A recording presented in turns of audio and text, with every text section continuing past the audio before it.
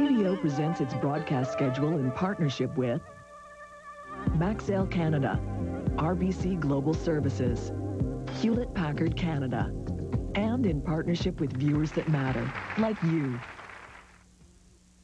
Good evening, everybody. I'm Steve Paikin. Welcome to a special edition of Studio 2.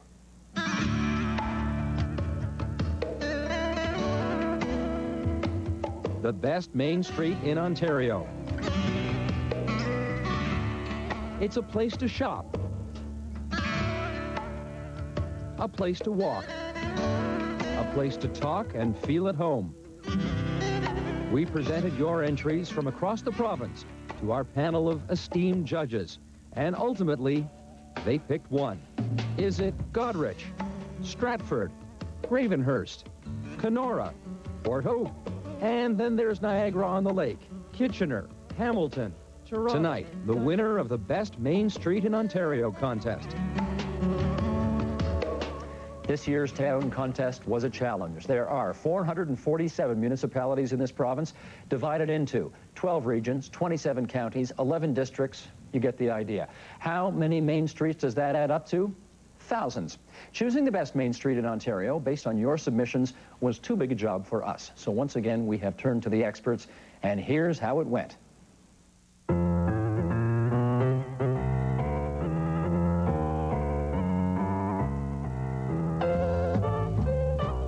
Trying to pick Ontario's best main street wasn't easy. There are hundreds of main streets in this province, each unique to the community it serves. To make this tough decision, Studio 2 selected a team of 3 experts as our contest judges. Historian, geographer, and town planner Ron Brown. Traditionally, Ontario's Main Street has been the heart and the soul of our towns and our villages. People would go there not just to shop, but to go to the town hall or the farmer's market or the post office. So I'm looking for a main street that still has all those things going for it. Commercial real estate expert Stuart Smith from C.B. Richard Ellis. You have to be able to cater to the requirements of people living in an area as well as the people visiting. If you have too much of one or too much of the other, I don't think that you get a good spread of retail functionality. And urban designer George Dark from Urban Strategies, Inc. I like to look for adaptability, you know, people doing very clever things to try and get the new life, right? There's the historic past, but the new life is a lot more important. Our 3 judges convened at TV Ontario's offices in Toronto. There, they were handed all of the submissions from our Main Street contest. They pored over mailed-in entries, scrutinized electronic submissions, and took a good long look at pitches from all over the province. They discussed, debated, and deliberated, dividing the field between the contenders. This is an in without too much investigation. And the also-rans. Close but no cigar. Close but no cigar. Each brought their own approach and expertise to the exercise. Architecturally, it's got some real, I mean, this used to be an opera house, right? Well, the people who live there, though, where do they shop for basics? Do they leave town to go to get basics? Eventually, they had to agree on 3 finalists, one of which would win the title of Best Main Street.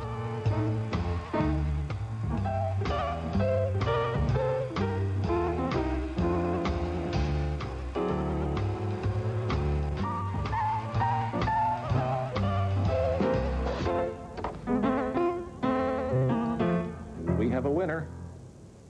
It's very dramatic. Here they are now in the flesh, our judges. Ron Brown, historian, geographer, most recently author of The Last Stop, Ontario's Heritage Railway Stations. George Dark, urban designer and managing partner of Urban Strategies. And Stuart Smith, retail specialist with C.B. Richard Ellis, the world's largest commercial real estate broker. Now, just before we announce the winner here, I'd like you, Ron, to take us through the criteria that you and your group used to come to your decision. Sure. So go ahead, if you would. Well, historically, main streets have always been the economic and social heart of our community. Do they still play that role? And main streets are all about the roots of a community. Do you still get that authentic feel when you go there? Does the owner of the store still greet you at the doorway?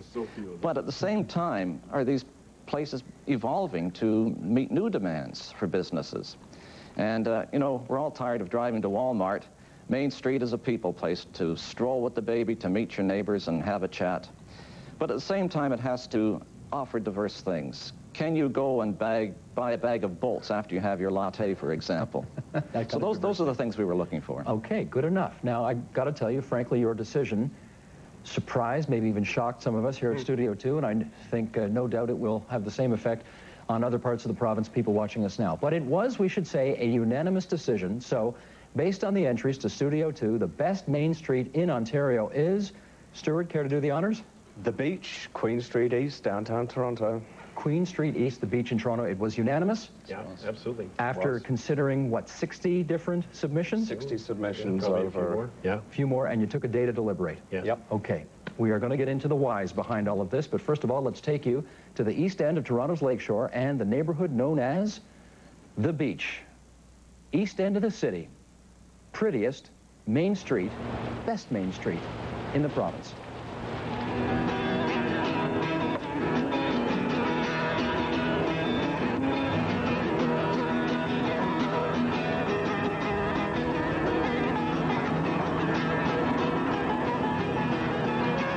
It's like you're almost at your cottage, if you have a cottage. This is kind of like a cottage.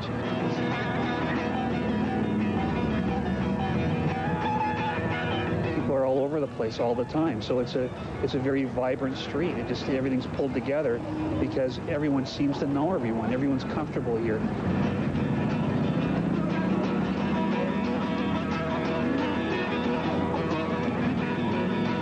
I've been told by people who live not too far from here that they've sent friends down here and they were amazed to find this area because it's such a unique area in Toronto. This was the village of East Toronto. There was kind of like a little Coney Island here in the 20s. The lake was filled with canoes and boaters and sailors, and it's just sort of kept going. The community basically started as a cottage community. There were a lot of boathouses here. And as time went on, the boathouses were removed, and the cottages now are becoming gentrified by the higher-end houses and so on as the community has developed over the years.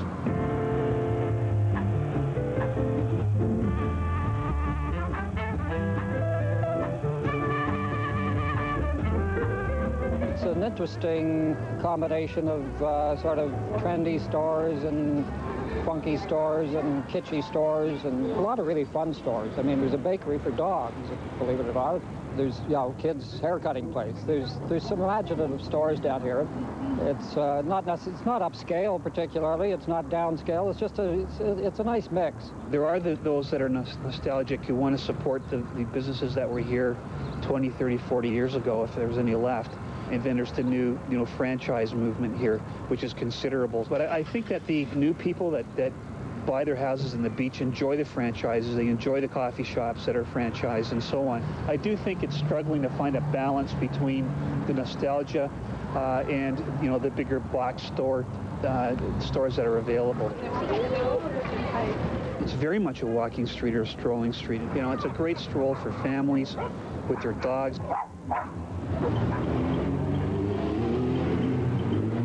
In fact, that there'll never be enough parking here. So whether you like walking or not, you're going to be doing it one way or the other.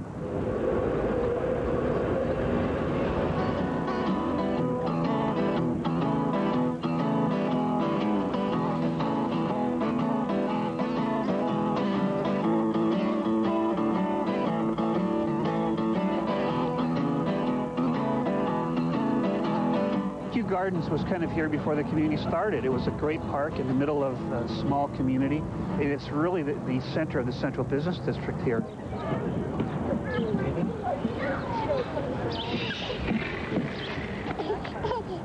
Clapping. This park is wonderful. You got the lake down there and the boardwalk. And then on Queen Street itself, I mean, there's what ice cream store do you want to go tonight? Licks, do you want to go to the ice cream cafe? Do you feel like, something at the Nutty Chocolatier on Tuesday nights for, the $1 cone? So those are kinds of things with a young family to do. So it's wonderful to have, for sure.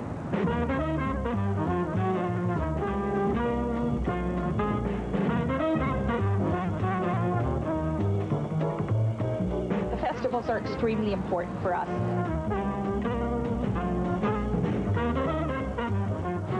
festivals, I think, are kind of the heartbeat of the community here in the summertime. And for the businesses, it is a tremendous asset.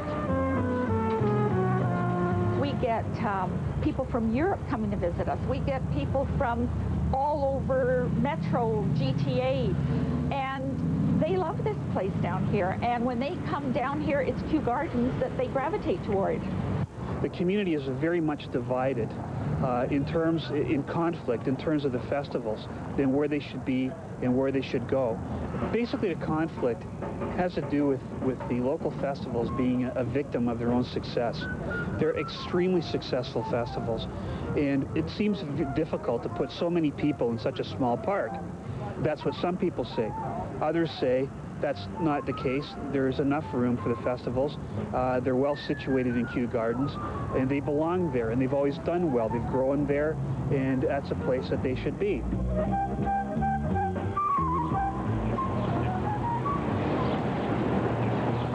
Well, the street needs a bit of a facelift.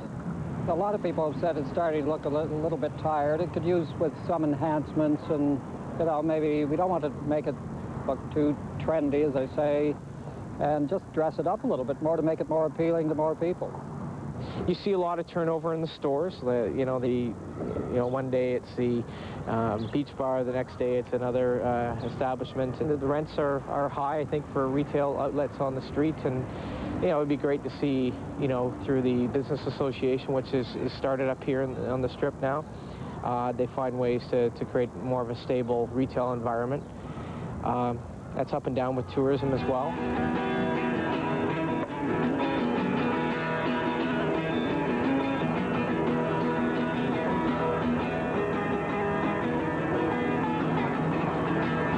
This area has a lot of potential that maybe hasn't been fully realized, and I think it still needs a bit of work, and we want to work with residents, work with them, certainly not against them, to make the area just better than it already is.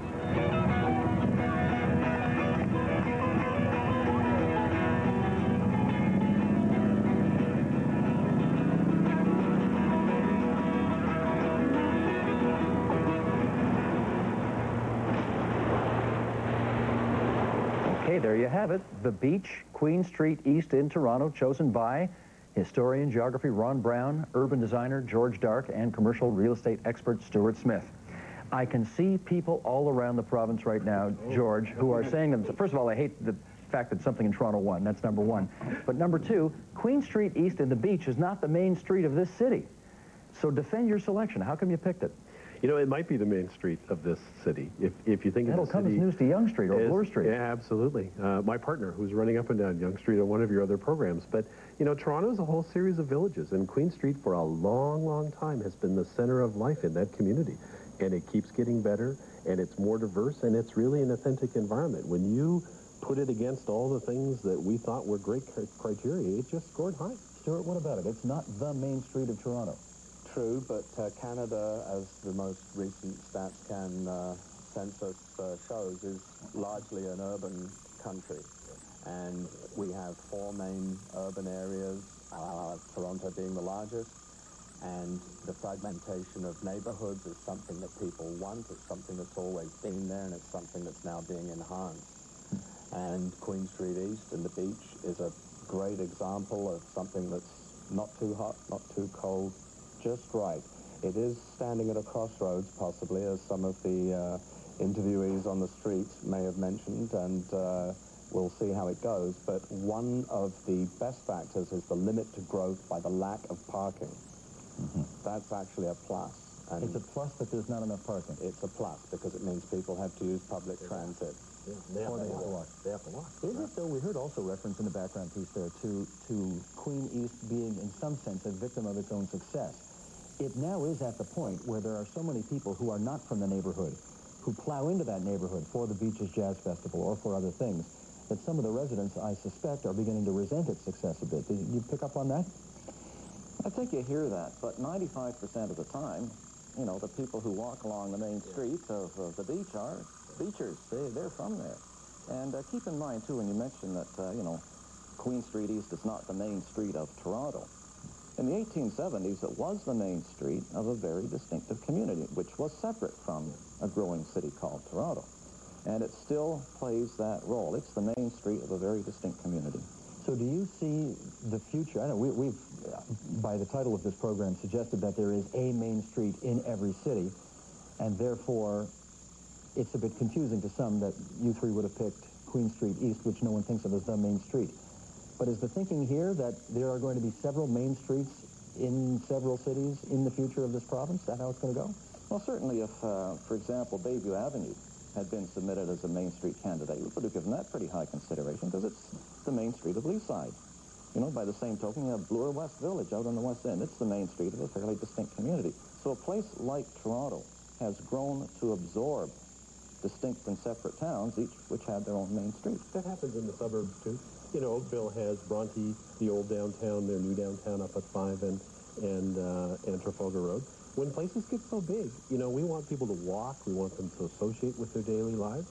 Places get so big, they have to keep reoccurring them, you know, in a lot more frequency. We were talking earlier about Hamilton and about how when I was young growing up in Hamilton, Main Street, King Street, the two east-west main thoroughfares downtown was where everybody went. It's not the case anymore, though. No, it's not the case at all. I think downtown Hamilton probably has a relationship now to the neighborhoods that are right around it.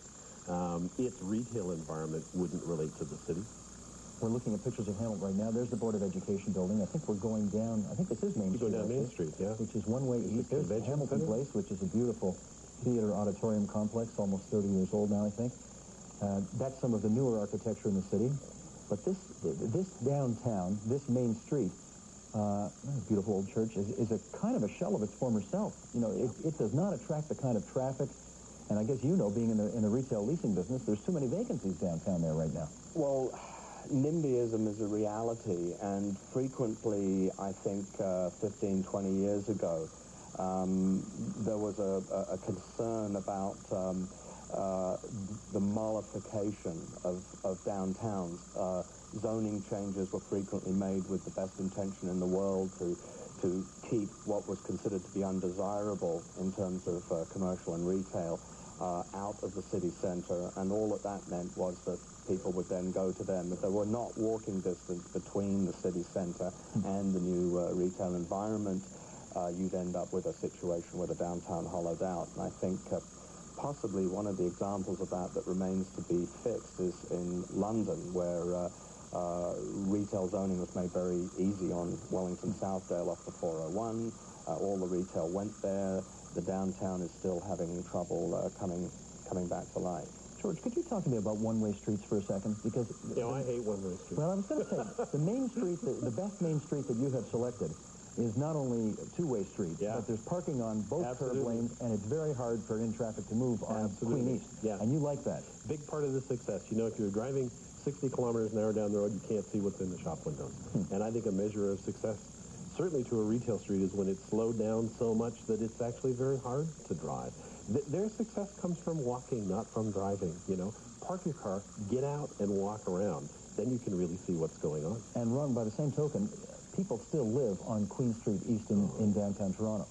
Do you think the fact that there are, for example, apartments above stores is an important factor in it being a living, viable, breathing street? Well, we've just seen an example in the new Toronto City Plan of how they want to sort of moderately increase densities on these main streets by adding maybe another floor of residential development above the stores. What do they call that? Intensification? Something like that. It's a planning word anyway. The Queen Street East was ahead of its time because some of the development which has occurred in the last 10 years has been exactly that.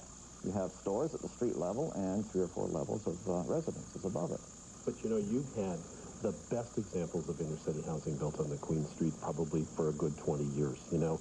Places that can raise the population, and Stuart keeps saying this over and over again, you have to have people. You know, those shots of Queen Street were fabulous with the people walking around. They have a hinterland relationship with the big city, so they can get lots of people. But a lot of people still live there, and the density around the street's quite high in relative terms. That's why downtown Oakville does so well, because they keep filling in the holes with residences. Yeah. So there's people there at 5 o'clock when, you know, you come home from work, you can go back out on the street, walk the dog, and go shopping. And that's why their downtown is so successful, is every year they raise the population. Stuart, I guess one of the neat things about it is, for those who don't know it, Queen Street obviously runs east-west, and then there are many residential streets that, you know, intersect. That's correct. And one of the other main features about the beach, the boardwalk, the beach itself, and the fact that it's so long, running parallel with that Main Street retail, 4 blocks to the south, it means that you have a synergy between the two, which really works well, and that's a factor. The density issues, if you look at European densities in neighborhoods in Europe, you have 4- or 5-story residential above the commercial. You reach a critical mass. Queen Street achieves that. I want to point out that I think this might be the only case, and I'm sure it's not, but for the purposes of this argument here, it's the only case of having had a McDonald's shut down that I can think of. That no one would go. Now, isn't that odd? There's something so, kitschy about this neighborhood that no one wanted to go to the McDonald's? Yeah. Is that it? Well, maybe it's authentic. McDonald's is not authentic enough for this neighborhood. Maybe not. No, maybe not. There may be lessons to be learned from chain retailers about adapting to more of a neighborhood requirement, and I think we're beginning to see this in the U.S. We're hearing about ordinances on the table in California to limit the number of chain locations a chain can get going into a new market. And this is probably a good thing, some kind of control over the standardized image that they present that pays respect to the people living there and the people who are visiting there. Can you just give us finally, Ron, before we move on to another category, this Main Street that you've picked is actually not, I think technically it's not really in downtown Toronto. Is that to say that the best main streets around Ontario now may not really be downtown anymore? Well, they once were the downtowns. Now, you have to be careful between Main Street and downtown. To me, a downtown is where you start to get into office towers and functions which sort of reach out to a region, sort of just beyond the city. A Main Street, I think, is more local. It serves the people sort of in the immediate community. And that's why around Ontario you get a lot of just wonderful... I've seen and photographed every main street in Ontario. And we've got a tremendous variety of them. And like I say, downtown, I don't think... that you received so many terrific entries, and as a result, it was pretty difficult to put it all into one category of Best Main Street. And so, besides the overall Best Main Street in Ontario, the jury also chose a couple of specialty categories. And one such category is the Best Traditional Rural Main Street. Best Traditional Rural Main Street. And that honor is going to Goderich, Ontario. Goderich's Main Street is unique in North America. It runs north and south and east and west and every which way in between. It is shaped as an octagon with the Huron County Courthouse at its center. And we take you now to Goderich, Ontario, on the shores of Lake Huron, shores of Lake Huron, and to a street the locals simply refer to as the Square. Goderich has a very unique downtown area in the shape of an octagon with 8 streets radiating from the center core. The buildings in this period of time have been very well preserved. There have been some areas where it was originally torn down because of not being structurally sound, etc., and has been replaced with more modern buildings. But the Architectural Conservancy group of the community have tried to maintain that integrity in the original plan. The large box stores have presented a very substantial competition to the community. And the downtown area has changed. Many of the businesses have been replaced by new innovative ideas. The opening of the art gallery, which is really a nice step in attracting more people to the area. Drew, come on in. This building was empty for 2 years. We tried 3 months free rent, no takers. 6 months free rent, no takers. And I was talking to a friend of mine from Thunder Bay, and he said to me, "Have you ever tried an art gallery?" I said, "No." I said, I haven't got a creative bone in my body. He said, that doesn't make any difference. Have you got space? I said, I've got tons of space. I think it's very important that we pay more attention to our cultural avenues. It's what really makes a great town. We try to balance what happens in the community so that there's always an improvement every year or every second year in the downtown area, such as sidewalks and lighting. And now we're working, it's our 175th birthday, and we're working on the gazebo that will hold community events and be another people place in the downtown area. We talked about creating a heritage district because it seemed to us that we had a natural environment to have such a district.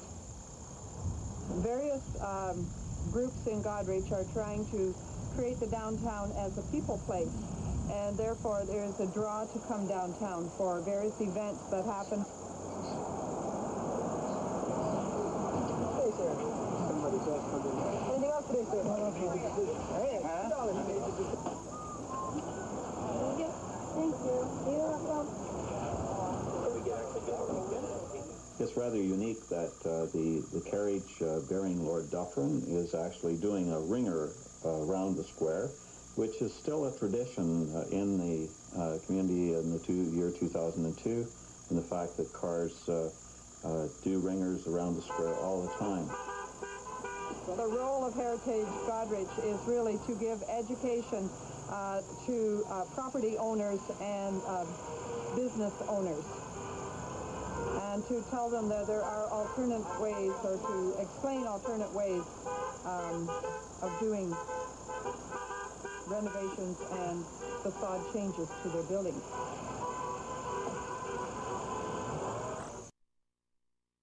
Original courthouse building built in 1854.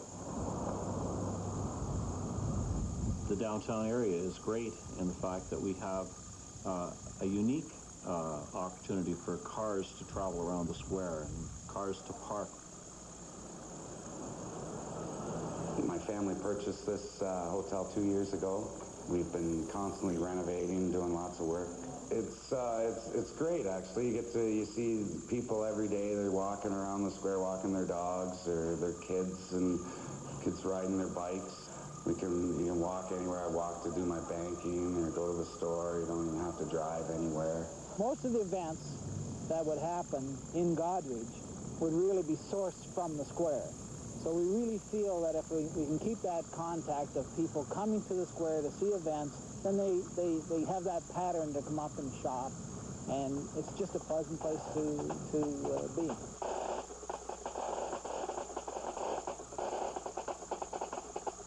Nurse back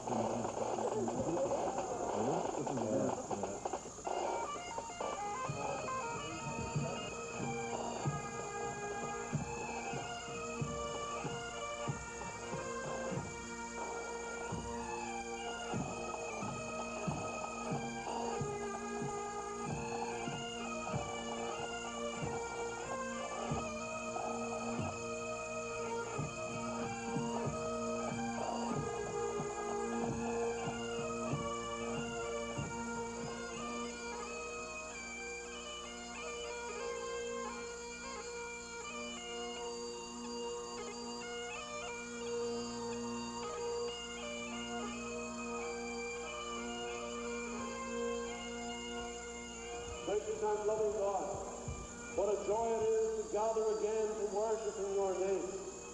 What a joy it is today to celebrate the heritage of our Scottish people.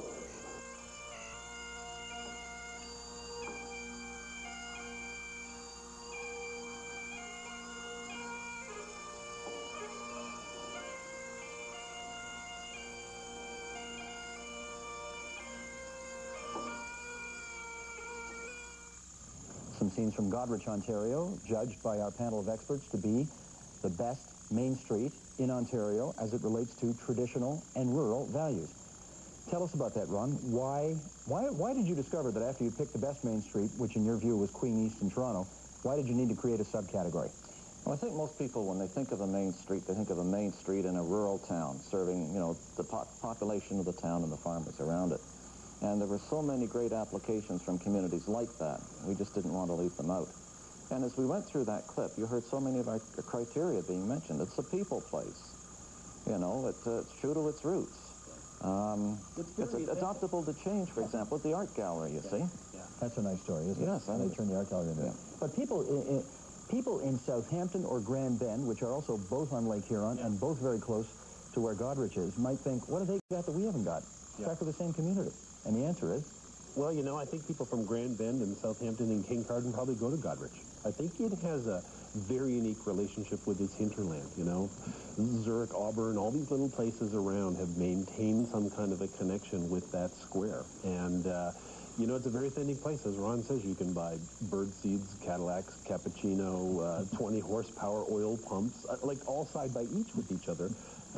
It's just a very authentic distribution place. But I think it's more than that. That town, you know, rebuilds the library downtown. The hoteler, you can see, is trying to rebuild it. They have a very good idea about what that place is supposed to be about. And the layout of the town, a lot of people don't realize this, is it's based on a Roman town plan that's over 2,000 years old, with the octagonal downtown superimposed upon that kind of grid of streets. And people say, well, why was this built on Lake Huron? You know, won't half those streets end up going out into the lake? And some people say it was probably there by mistake. But we'll never really know for sure. You know, we talked about something, too, which is the relationship of the big box retail, which is maybe 5 minutes away.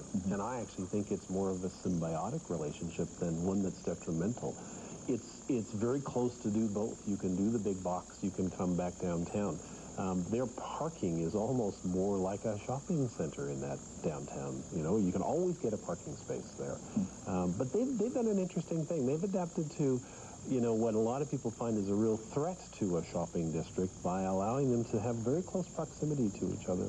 Keep your friends close, keep your enemies closer. If you regard the big box retail as a citizen, if you regard it as potentially being a threat, it's a very bad idea to push it too far away, because the fact of the matter is that these stores, these chains are successful because they give people what they want, when they want it, at the price that they want, and they're going to go there anyway. So this is the famous Walmart example, obviously, where most people want to shove it as far out of town as possible. It's a much better idea to bring them close to you and integrate them with what you've already got, and make sure that if there's ancillary retail or commercial, that it's walking distance from the box retail, the so-called box retail. And interestingly, they never hold any of the festival or events in the parking lot of the big box. They always go back to the square. They go back to the main square. The big box area is ugly compared to the square, and so people will go there and buy things, but they won't do anything else there. How about the notion, Ron, that this place has consistently and constantly reinvented itself, and that's one of the reasons, I suppose, it went so high on your list? Is that fair to say? Well, again, many new stores are coming in there. Some lawyers, I think you pointed out, George, have moved into one part of the town, and reinventing itself, well, the art gallery. This is a fairly new trend in traditional downtowns. They are indeed reinventing themselves. And the band shell that you saw there is also something which is quite new. They just recently constructed that. Again, you know, in an effort to bring people downtown, perhaps for evening band concerts. It's surely reinventing itself. Is there a tension, George, between the people who live there all year long and, you know, the folks like us who come from the bigger cities and come in there on the weekends to visit cottages or whatever? I think the people in Goderich are very savvy. I think they know, just like the people in Stratford where I grew up, that that's one of the reasons why they're very successful and one of the reasons why they can keep their town as good as it is. I think there's a great relationship between them. I think what it means to the town is they have a lot of things they wouldn't normally have. That businesses are able to be around that square, that if it was just the 7,500 people who lived there, they wouldn't have those. They have a cooking school there. They have excellent coffee shops. They have some haute couture clothing stores around that square. They wouldn't have that if they didn't have an influx of a larger group of people. I think they deal with it really successfully. Now, you know the commercial real estate situation across the province, and this was one example where they had all this space, right, which they had no idea what to do with. They offered 3 months free rent, no takers, 6 months free rent, no takers. You were saying while that was on, you know, talk to me when you get to a year and a half free rent, and maybe that'll work. Well, there are different standards in different communities, but any retail tenancy would expect a serious leasehold package as an inducement in order to move into an area that was unproven, potentially. But the art gallery idea would have been one of the first things that gentleman probably should have considered. My question is, do you think that in the long run will work? I think it will. I can't vouch for the art that's going up there. You never know. However, assuming that that's organized correctly, there's no reason why not, and it perfectly fits with the kind of community spirit that we saw in Goderich. Well, look at Tom Patterson 50 years ago. Let's hold Shakespeare in a tent over there on the edge of the park and see if we can make a go of that. That's your hometown we're talking about. Yeah, you know, maybe we're seeing the burgeoning of a new art festival on the shores of Lake Huron. Good enough. Okay, that's Goderich, Ontario, but we're not done with categories yet because you folks couldn't quite get it down to 2 categories either. In our third category, a third winner tonight, this category is Best Preserved Main Street. In the 1950s and the 1960s, the main streets were under assault, and heritage buildings fell to wrecking balls as new buildings were built during the post-war prosperity. Some politicians attempted to curry votes with promises of a new post office, for example. The loss of its historic post office was one of the events that galvanized the citizens of our next award-winning town. And that town is Port Hope, on the north shore of Lake Ontario, chosen by our panel of experts as having the best preserved main street.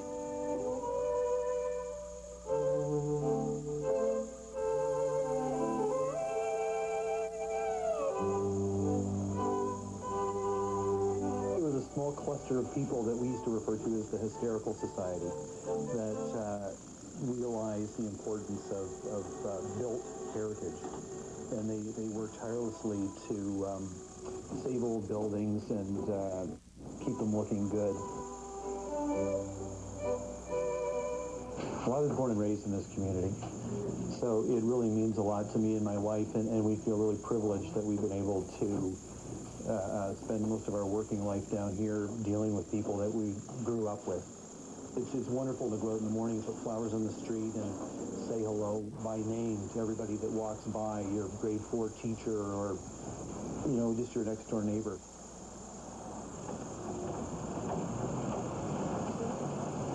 I'm a 4th generation pharmacist. My family has been in the pharmacy business since approximately the early 1800s. I find it much more rewarding retailing out of a location like this. We get a tremendous number of comments about the building. The architecture is something that we enjoy. I mean, we're basically keepers of these buildings. Well, in 1977, LACAC, the Local Architectural Conservation Advisory Committee, was formed. One of the early ones in Ontario. We had the renowned restoration architect, Peter Stokes, and he started working on it, presented a draft, which LACAC reviewed. We worked with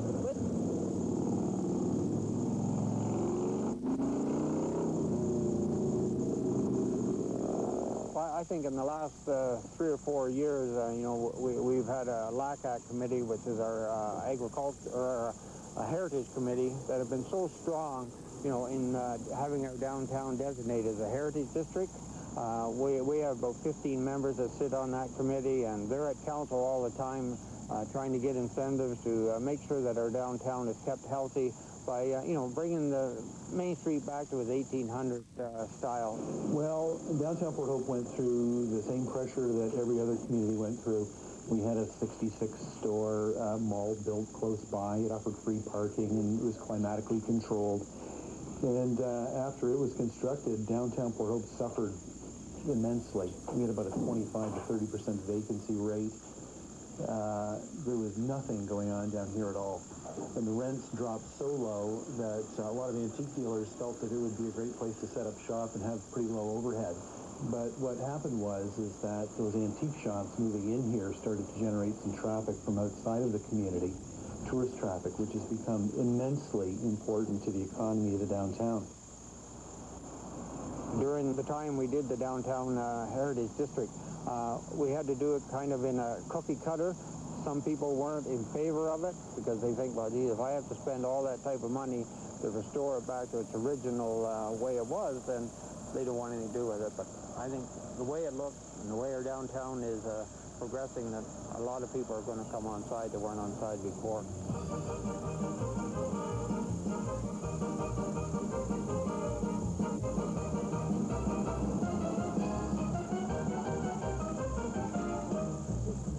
standing on the stage of the Port Hope Opera House that's located above the Royal Bank on Port Hope's Heritage Main Street, Walton Street.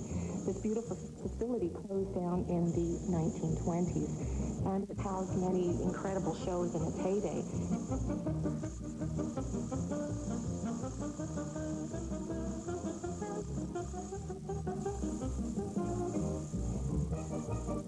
In April of 1879, it was slated to show the Madame Burlesque show.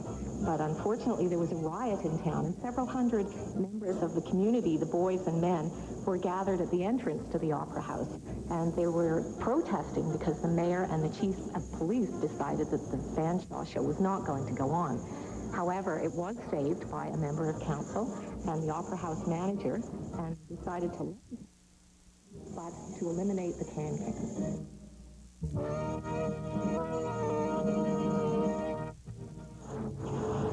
We're looking at giving tax incentives for the business owners that own property on the main street, that, you know, they might be able to restore the apartments up above the retail store, that we can have more people in the downtown district. We're moving forward. We don't want to grow too fast, but we want to move forward in a positive manner. I think the downtown will be very vibrant in the future. And I don't think that it will turn into the Disneyland that some communities have become. We have a Downtown Business Improvement Association, and from time to time we come up with ideas that sort of fringe on the Disney side of things. And whenever we start to stray too far towards the Las Vegas look, they always bring us back to reality and remind us of what it really is we're here to do.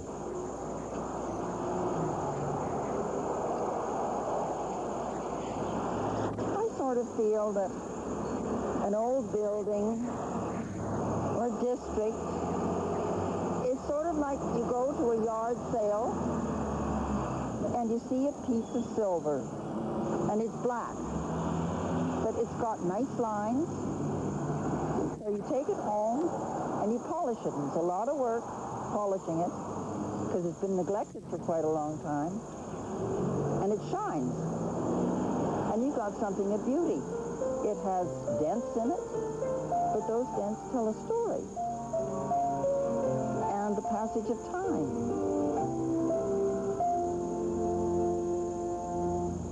That's a lovely way to put it. Continuing our discussion of the best main streets in Ontario with Ron Brown, Stuart Smith, and George Dark.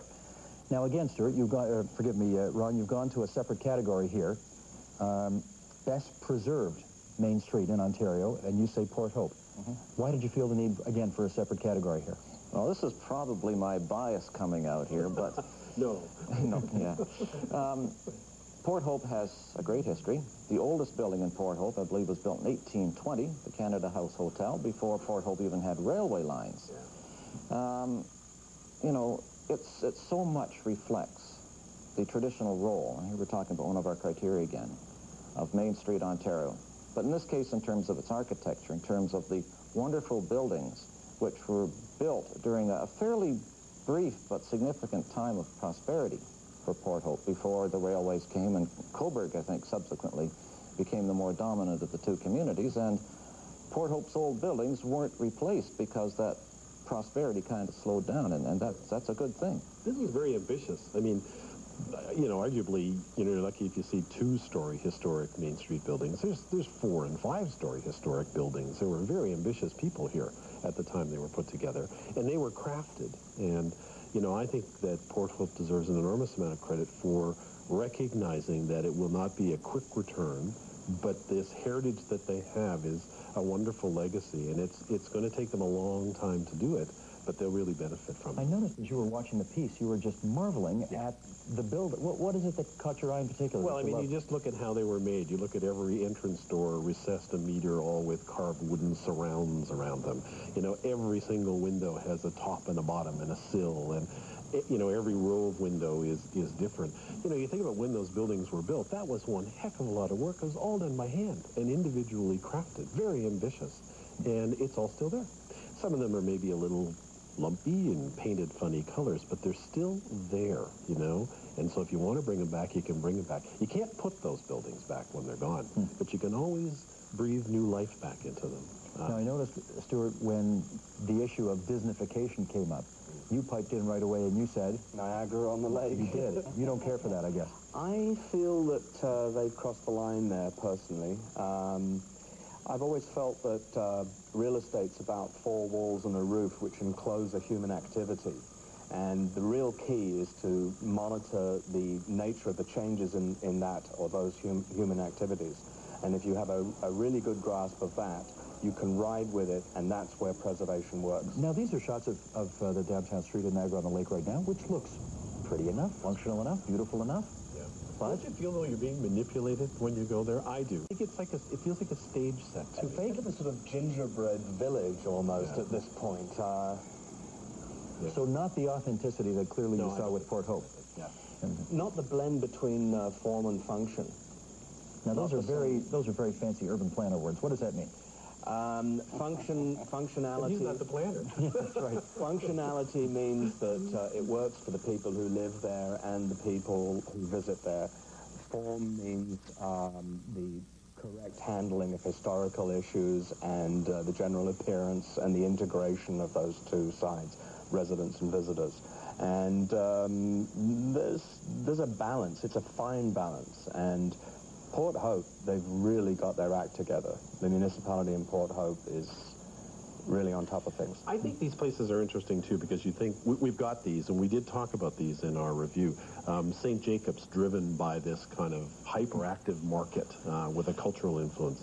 You know, Stratford with its theater, the Shaw Festival, these are major drivers to these communities. In a way, you know, Steve, they've taken over the Main Street in the downtown. They've kind of picked up all the activity and they use it to drive those big events as opposed to running a city or a municipality. I think, you know, when you said on Queen Street, do you think that the neighborhood can tolerate what happens on Queen Street? Yes, I think they can. I think in Niagara on the Lake, it's a different story. I think people there get quite fed up by the end of the summer with the endless tour buses circling and circling and circling. I would imagine that a lot of them have alternate summer residences which they hightail off to during the high season. Yeah. Indeed. So, Ron, I guess just finally in this segment then, lessons that other communities can pick up on. First and foremost, I gather the authenticity and what they've done with the history in the area. Fair to say? Well, Port Hope has done it really well. Like George was saying, you go to a place like St. Jacob's, again, they have built stores which are just replicas of something that was there 100 years ago. Port Hope has got a great... Coburg is another good example of where they've worked with their heritage very, very well. And there are municipalities which I wish the heck they'd submitted stuff, like Brockville has a wonderful main street, where, again, much like Port Hope, they've done a great job to incorporate their heritage into a very viable main street. Okay, we got one more category we want to tackle, which you three have brought to our attention, and that is, it is hard to ignore the appeal of main streets that are driven by tourism. Niagara on the Lake, which we've talked about, Stratford, your hometown, St. Jacob's, we've named those ones already on the program. But of the entries we received across the province, the panel elected to highlight Gravenhurst, north of Lake Simcoe, as the best tourist main street. And Ron, I want to go to you first on this. We have heard why, in the view of the panel, places like Niagara on the Lake don't work or St. Jacob's don't work as well as you'd like them to work. What was it about Gravenhurst that you thought worked so well? Well, first of all, if it wasn't for tourism in the 1870s, there probably wouldn't even be a Gravenhurst. Because by then, the railways had reached the south shore of Lake Muskoka. People were discovering this wonderful land of lakes, despite the fact that the loggers had totally denuded all the landscape around it. But resorts were being built along the shores of Lake Muskoka, and people took the train to Muskoka Wharf, got off, took the steamboat. The Siegmund still runs, and it's a wonderful tourist attraction as well. Today, Gravenhurst, of course, is a prosperous little town, and the main street strikes visually and functionally a really nice balance between catering to the tourists and catering to their own residents. Looking at those pictures while you were talking, it's just gorgeous. Yeah. They have beautiful buildings there, don't they? Yeah, it is very nice. And there's a whole care of scale there, you know. I mean, everything's very, very close together. It will end up progressively becoming more and more of a gateway into that whole region for both permanent and private residents. And they have one of the prettiest railway stations in Ontario, too, and they have taken care to preserve it and restore it, and the Northlander still stops there. It still does. It still does. I don't know whether you've noticed, but one of the common elements in everything that we've talked about is the proximity of water of some kind to the city centre. It really does seem to add another dimension physically and mentally to what's going on. That's true. Queen East is just a hop and a skip and a jump from Lake Ontario. I really believe on that's Lake a Huron, factor. Yeah. Port Hope on Lake Ontario, and this one as well. Well, in a lot of cases, if it wasn't for water, the towns wouldn't be there. They may have started as a port. They may have started as a mill site on a river. So water was vital to early growth. How different, though, is Gravenhurst from all of the other tourist towns that you look at? What do you think, George? Well, I think it's further up, you know, it's a little bit further up in the north. I think that it has a relationship with people that are spread further away, you know, with the cottage development and those kinds of things. People do actually live at some distance, and there's that whole sort of trip to town scenario, you know, where on a rainy day you would go in, or you would go in a couple times during the week to get things. I think it's at a little more distance to its service community than you would have further down in the south, and you know, maybe that has a lot to do with the scale as well. It's one of the reasons why it's kind of small and tight. It looks gorgeous, looked certainly in the pictures that we saw. How prosperous a town is Gravenhurst nowadays? You have to remember that from the perspective of retail commercial activity, that you're talking about demographics. Gravenhurst's proximity to the Muskoka region and the demographics that implies means that a lot of the summer visitors and people who have second residences in that area are fairly affluent. That doesn't hurt from a retail commercial perspective. And they're changing, because they're going to spend more and more time up there. I mean, David Foote argues that they'll end up spending most of their time up there, in which case, you know, Gravenhurst probably is going to change a lot. As the baby boomers retire and maybe put more money into their, what was previously just a summer property, maybe spend more and more time there, it's going to increasingly go in that direction. Let me ask you, in all of the streets that you've chosen, I don't think there's one which features a kind of Eaton Center, if I can put it that way. One of these enormous shopping complexes, megalopolises, whatever you want to put it, that you know, are situated at the corner of a very prominent intersection. In Toronto, of course, it's Yonge and Dundas, and tend to, I guess in the view of critics, suck a lot of the life of what else is on the street out of it. Yeah. I guess that's no coincidence. You're not a fan of those? No, I'm not at all. I mean, you know, the Eaton Center in Hamilton is dead. It's now the transportation department, I think, for the city's administration. I don't know what's happening in Guelphs. I don't think the lights are on there. There's no adaptability. When Eaton's left, no one knew what to do with them. You know, in downtown Port Hope, people have been recycling things through those buildings for centuries. We seem to have got one user through an Eaton Center, and when Eaton's turned the lights out, nobody can figure out what they're good for, you know? At the risk of alienating half of my clients, I'd have to agree with you. And I think that it's very significant that there's an opinion developing, certainly in my industry, that the enclosed mall, the bunker-like mentality of the 50s and 60s era is definitely a thing of the past.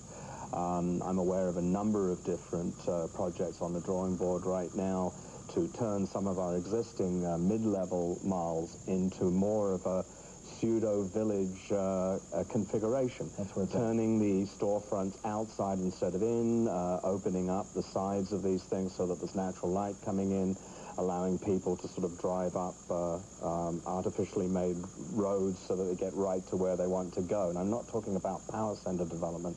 I'm talking about re-merchandising of existing enclosed malls.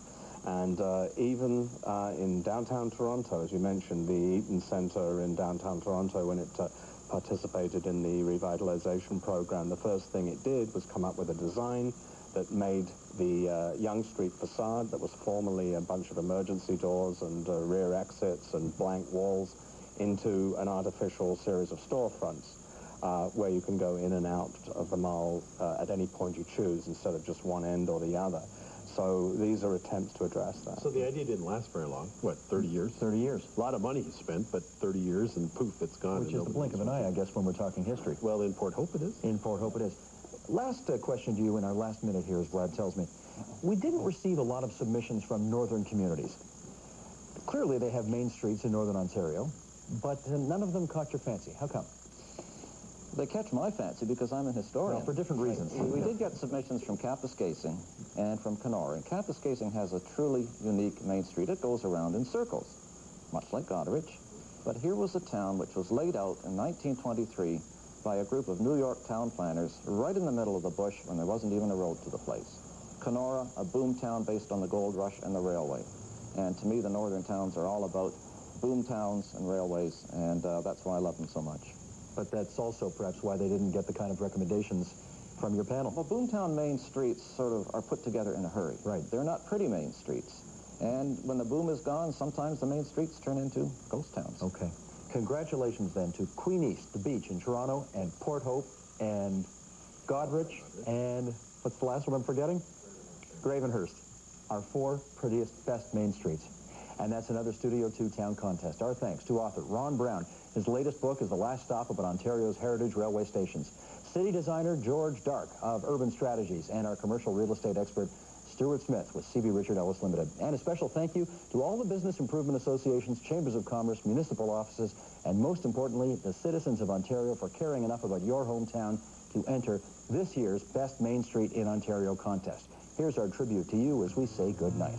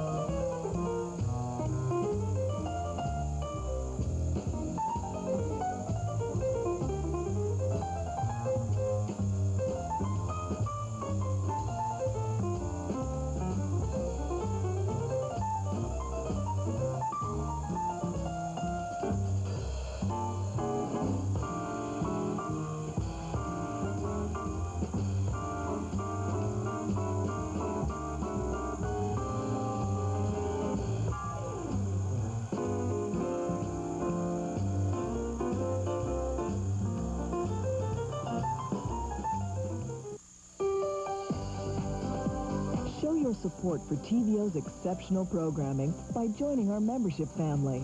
You can become a member of TVO anytime.